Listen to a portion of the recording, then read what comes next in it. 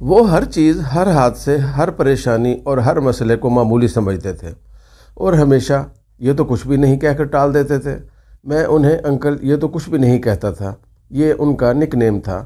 میں نے ان کے منہ سے یہ فقرہ پہلی ملاقات میں سنا تھا۔ میں انہیں ایئرپورٹ سے لا رہا تھا، راستے میں گاڑی لگ گئی، گاڑی کی فرنٹ لائٹ ٹوٹ گئی اور بمپر پر نشان پڑ گئے۔ میں پریشان ہو گیا۔ میں گاڑی میں بیٹھا، سٹارٹ کی اور دکھی منہ بنا کر چل پڑا۔ انہوں نے میری طرف دیکھا، مسکرائے اور کہا، بیٹا یہ تو کچھ بھی نہیں۔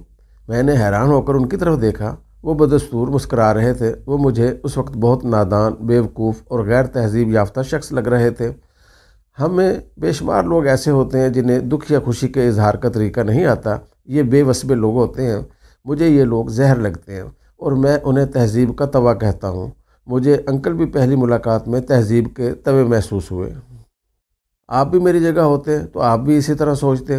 آپ خود سوچئے، آپ کی گاڑی نئی ہو، آپ نے ابھی اس کی سیٹوں سے پلاسٹک کور بھی نہ اتارے ہوں، یہ گاڑی کھڑے ٹرک کے ساتھ ٹکرا جائے اور ایک اجنبی جس کے ساتھ آپ کی شناسائی چند لمحے پرانی ہو، وہ آپ کے ساتھ والی سیٹ پر بیٹھا ہو، مسکرا رہا ہو اور بار بار کہہ رہا ہو یہ تو کچھ بھی نہیں، تو آپ کیا سوچیں گے؟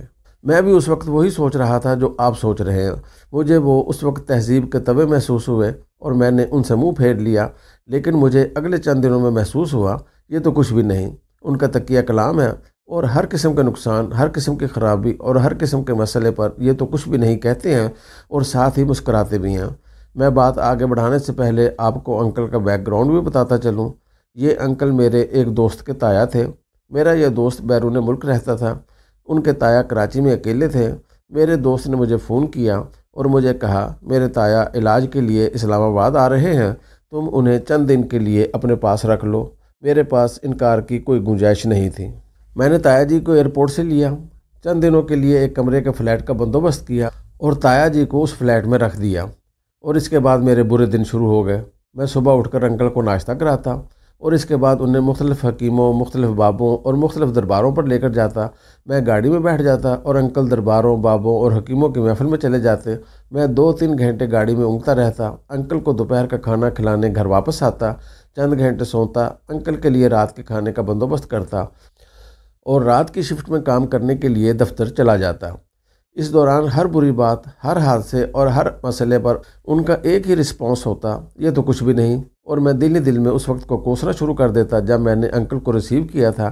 لیکن ان تمام قباحتوں کے باوجود انکل دلچسپ انسان بھی تھے۔ یہ دنیا جہان کی باتیں سناتے تھے۔ انہیں بے شمار کتابیں ازبر تھیں، انہیں پرانی فلمیں بھی یاد تھیں اور انہوں نے تقریباً آدھی دنیا کا سفر بھی کر رکھا تھا، اور سب سے بڑھ کر دنیا کے کسی مسئلے، کسی حادثے اور کسی مشکل کو بڑا نہیں سمجھتے تھے۔ یہ اس پر مسکراتے تھے اور یہ تو کچھ بھی نہیں کا نعرہ لگا دیتے۔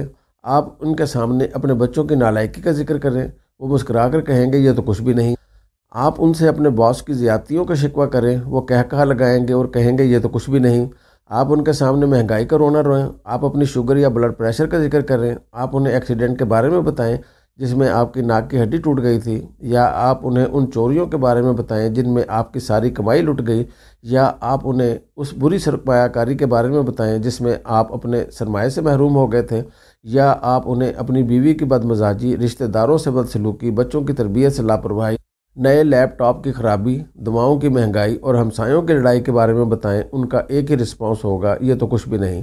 میں نے 15 دنوں میں ان کے منہ سے یہ فقرہ اس قدر سنا کہ یہ آہستہ آہستہ میرے منہ پر بھی چڑھ گیا اور میں بھی ہر قسم کے مسئلے پر یہ تو کچھ بھی نہیں کہنے لگا۔ اس دوران انکل کا دورہ مکمل ہو گیا اور ان کے جانے کا وقت آ گیا۔ میں نے راستے میں ان سے پوچھا، انکل آپ ہر چیز کو یہ تو کچھ بھی نہیں کیوں سمجھتے ہیں؟ آپ کی زندگی میں سارے مسئلے چھوٹے چھوٹے کیوں ہیں؟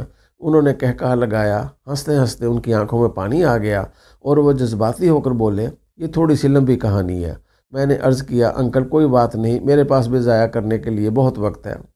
انکل نے اس پر بھی کہا لگایا اور بولے، آپ اچھے انسان ہیں، آپ نے میری بہت خدمت کی، آپ اگر مجھ سے یہ نہ بھی پوچھتے تو بھی میں نے آپ کو یہ ضرور بتانا تھا، اچھی باتیں، اچھی عادتیں بھی صدقہ ہوتی ہیں اور آپ کو یہ صدقہ بھی تقسیم کرتے رہنا چاہیے۔ اور اس کے بعد انکل نے مجھے وہ بات بتائی جس نے آنے والے دنوں میں میری زندگی میں بہت کنٹریبیوٹ کیا۔ ان کا کہنا تھا وہ ایک کامیاب انسان تھے۔ انہوں نے شاندار نمبروں کے ساتھ اعلیٰ تعلیم حاصل کی، دنیا کے بڑے بڑے تعلیمی اداروں میں تعلیم پائی، بزنس شروع کیا اور روپے پیسے اور کامیابی کے دروازے کھلتے چلے گئے۔ شادی کی تو شہر کے سب سے بڑے خاندان کی خوبصورت ترین لڑکی ان کی بیوی بن گئی۔ گاڑیوں کا شوق ہوا تو دنیا کی شاندار ترین گاڑیاں ان کے گیراج میں کھڑی ہو گئیں۔ سیر و تفریح شروع ہوئی تو دنیا کو ایک سرے سے دیکھنا شروع کیا اور دوسرے کونے تک چلے گئے۔ عیش و عشرت شروع ہوئے تو دنیا کو جنت بنا لیا۔ بچے ہوئے تو اللہ تعالیٰ نے کمال خوبصورت اور فرما بردار بچے عطا کیے۔ دوست ملے تو وقت کے شاندار ترین لوگ دوست بن گئے۔ اثر و رسوخ کی طرف نکلے تو صدر کینیڈی نیو یارک میں ان کے گھر آنے جانے لگا اور ملکہ برطانیہ انہیں لنچ اور ڈنر پر بلانے لگیں، اور روپیہ پیسہ آیا تو دولت ان پر باقاعدہ عاشق ہو گئی۔ یہ جس مٹی پر پاؤں رکھ دیتے وہ سونا بن جاتی تھی، اور یہ جس کوئلے کو چھو دیتے تھے اس میں ہیرے کی خصوصیت پیدا ہو جاتی تھی۔ غرض یہ ہر لحاظ سے ایک خوش قسمت شخص تھے۔ انکل کا کہنا تھا کہ اس آسائش، اس کامیابی اور اس کامرانی نے انہیں اور ان کے خاندان کو شارٹ ٹیمپرڈ بنا دیا۔ انہیں چھوٹی چھوٹی تاخیر، چھوٹے چھوٹے مسئلے بڑے لگتے تھے۔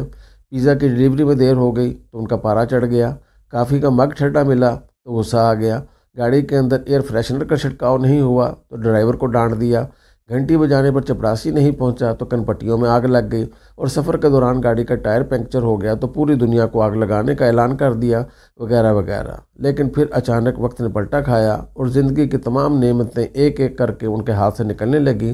بیوی نے کسی غلط فہمی کا شکار ہو کر طلاق کا مطالبہ کر دیا، بڑا بیٹا کار ایکسیڈنٹ میں مارا گیا۔ اس وقت معلوم ہوا کہ وہ حادثہ جس میں جان بچ جائے یہ تو کچھ بھی نہیں ہوتا۔ چھوٹا بیٹا سوئمنگ کے دوران ہلاک ہو گیا۔ اس وقت معلوم ہوا کھیل کود کے دوران چوٹ لگ جائے تو یہ بھی کچھ نہیں ہوتا۔ پھر سب سے چھوٹا بیٹا بیمار ہوا، علاج ہوا لیکن وہ بچ نہ سکا۔ اس سے معلوم ہوا کہ دنیا کی ہر وہ بیماری جو آپ کی جان نہ لے وہ بھی کچھ نہیں ہوتی۔ پھر سارا کاروبار تباہ ہو گیا، جائیداد بک گئی، اکاؤنٹس سیز ہو گئے اور یہ محل سے سڑک پر آ گئے۔ اس وقت معلوم ہوا دنیا کا ہر وہ نقصان جس کے آخر میں آپ کی فیکٹری، آپ کی کمپنی، آپ کا دفتر اور آپ کا گھر بچ جائے وہ بھی کچھ نہیں ہوتا۔ پھر تمام دوست ساتھ چھوڑ گئے۔ اس سے معلوم ہوا کہ آپ کے ساتھ اگر ایک آدھ دوست موجود ہے جو آپ کا خیر خواہ ہے، جو آپ کے برے وقت میں آپ کے کاندھے کے ساتھ کاندھا ملا کر کھڑا ہے، تو یہ نقصان، یہ محرومی بھی کچھ نہیں۔ پے در پہ مسائل کی وجہ سے وہ ڈپریشن اور بلڈ پریشر جیسے امراض میں گھر گئے۔ اس وقت معلوم ہوا کہ وہ بیماریاں جو آپ کی جان بخش دیں وہ بھی کچھ نہیں ہوتی، اور آخر میں وہ پروسٹیٹ کینسر کا شکار ہو گئے۔ ڈاکٹروں نے جواب دے دیا تو حکیموں اور بابوں کی تلاش میں نکل کھڑے ہوئے، اور اس وقت معلوم ہوا آپ اگر دنیا کے تمام حادثوں کے بعد بھی صحت مند ہیں تو بھی یہ حادثے کچھ نہیں۔ انکل کا کہنا تھا میں لوگوں کو جب چھوٹے چھوٹے حادثوں پر چیختا اور پریشان ہوتا دیکھتا ہوں تو میرے منہ سے بے اختیار نکل جاتا ہے یہ تو کچھ بھی نہیں، اصل حادثے، اصل پریشانیاں تو وہ ہیں جو میں نے دیکھی ہیں۔ انکل چلے گئے اور چند دن بعد اس دنیا سے بھی رخصت ہو گئے، لیکن یہ اپنی سوچ کی پنیری میرے ذہن میں لگا گئے، اور آج میں جب بھی کسی مسئلے کا شکار ہوتا ہوں تو مجھے بے اختیار انکل یاد آ جاتے ہیں، اور میں ایک لمبی سانس لے کر دوبارہ زندگی کی دوڑ میں شامل ہو جاتا ہوں۔ انکل میرے محسن تھے۔